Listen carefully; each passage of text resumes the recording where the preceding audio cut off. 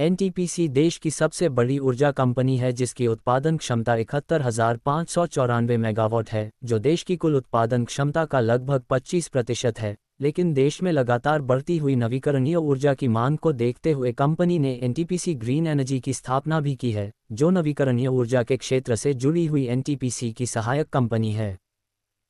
NTPC green energy की कुल उत्पादन क्षमता 3 गीगावाट से भी अधिक है, लेकिन कंपनी अपनी उत्पादन क्षमता को आने वाले समय में और बढ़ाना चाहती है, जिसके लिए ऐसी आशंका है कि कंपनी जल्द ही आईपीओ लेकर आ सकती है।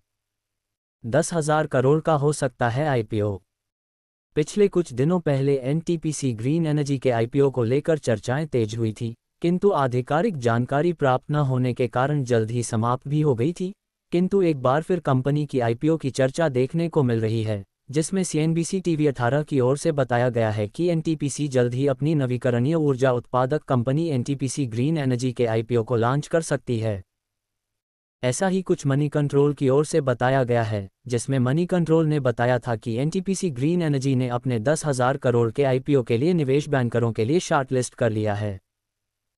फरवरी 2024 में एनटीपीसी ग्रीन के सीईओ मोहित भार्गव ने जानकारी दी थी कि कंपनी वित्तीय वर्ष 2025 तक प्राथमिक बाजार को लक्षित करने वाली है, इसलिए ऐसा अनुमान है कि मर्चेंट बैंकरों की नियुक्ति के 8 से 9 महीने के पश्चात बाजार में उतरा जा सकता है। अगर बात की जाए आईपीओ के द्वारा जुटाए जाने वाली धनराशि के प्रयोग की, तो एनटीपीसी ग्रीन एनर्जी मौजूदा परियोजना और भविष्य में प्रारंभ होने वाली परियोजनाओं के लिए वित्त पोषित करने के लिए आईपीओ की धनराशि का प्रयोग कर सकती है, जिसमें कंपनी सौर ऊर्जा, हरित हाइड्रोजन और हरित अमोनिया से जुड़ी परियोजनाओं के लिए वित्तीय पोषण प्रदान कर सकती है। जाने ब्रोकरेज दृष्टिकोण।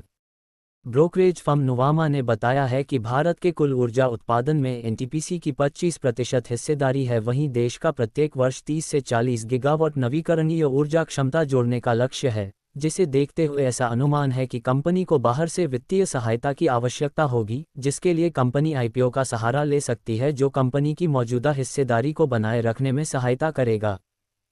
डिस्क्लेमर: इक्विटी न्यूज़ का विजन भारत में वित्तीय साक्षरता को बढ़ावा देना है। हम जो सामग्री पोस्ट करते हैं वह विशुद्ध रूप से शिक्षा और मनोरंजन के उद्देश्य से है।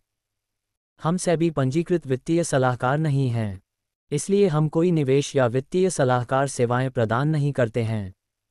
आप अपने पैसे और अपने फैसलों के लिए पूरी तरह जिम्मेदार होंगे। कृपया अपने वित्तीय निवेश के लिए किसी सेबी पंजीकृत वित्तीय सलाहकार से परामर्श लें।